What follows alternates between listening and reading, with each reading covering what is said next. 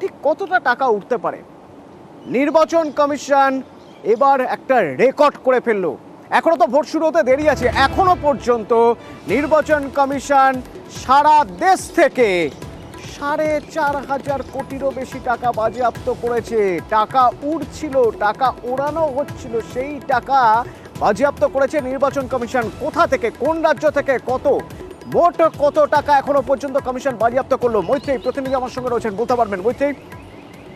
দেখো, এখনো পর্যন্ত 1 মার্চ থেকে এখনো পর্যন্ত গোটা দেশ জুড়ে 4,500 কোটির বেশি টাকা বাজেয়াপ্ত করেছে জাতীয় নির্বাচন কমিশন। এবং সেই সংখ্যাটা কিন্তু সত্যিই 2019 সালের যে টোটাল সিজার ছিল সেই সংখ্যাকে ছাপিয়ে গিয়েছে। অর্থাৎ 1 মার্চ থেকে এখনো পর্যন্ত গোটা দেশ জুড়ে সিজার হয়েছে 4,500 কোটি টাকা। এবং এর মধ্যে কোন কোন রাজ্য রয়েছে? সিজারের দিক থেকে 1 নম্বরে রয়েছে রাজস্থান, সেখানে 778 কোটিরও বেশি সমস্ত দ্রব্যমূল্য মিলিয়ে সিজার হয়েছে। তারপরে রয়েছে গুজরাট, যেখানে 605 কোটিরও বেশি। তারপর তামিলনাড়ু 460 কোটির বেশি সেখানে সিজার হয়েছে। মহারাষ্ট্র 431 কোটির বেশি। পাঞ্জাব 311 কোটিরও বেশি। দিল্লি এনসিআর 200 এবং পশ্চিমবঙ্গে 219 কোটিরও বেশি সিজার হয়েছে। এই পশ্চিমবঙ্গে 219 কোটিরও বেশি বাজেয়াপ্ত হয়েছে। কোথা থেকে এত টাকা বাজেয়াপ্ত হলো? কোন কোন জায়গা থেকে কত টাকা বাজেয়াপ্ত হয়েছে বলে কমিশন জানাচ্ছে? সোমরাজ প্রতিনিধি আমার সঙ্গে রয়েছেন, বলতে পারবেন সোমরাজ? দেখো, এখনো পর্যন্ত যেটা নির্বাচন কমিশন সূত্রে জানা যাচ্ছে, সেটা দেখা যাচ্ছে যে 219 কোটি টাকার যে বেআইনি সামগ্রী উদ্ধার হয়েছে এই রাজ্য থেকে, তার মধ্যে থেকে দক্ষিণ কলকাতায় সব থেকে শীর্ষে।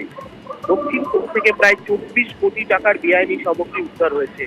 দক্ষিণ কলকাতার পরে উত্তর 24 পরগনা, উত্তর 24 পরগনা থেকে প্রায় 20,50,00,000 টাকারও বেশি টাকা নগদ বেশি বেআইনি সামগ্রী উদ্ধার হয়েছে।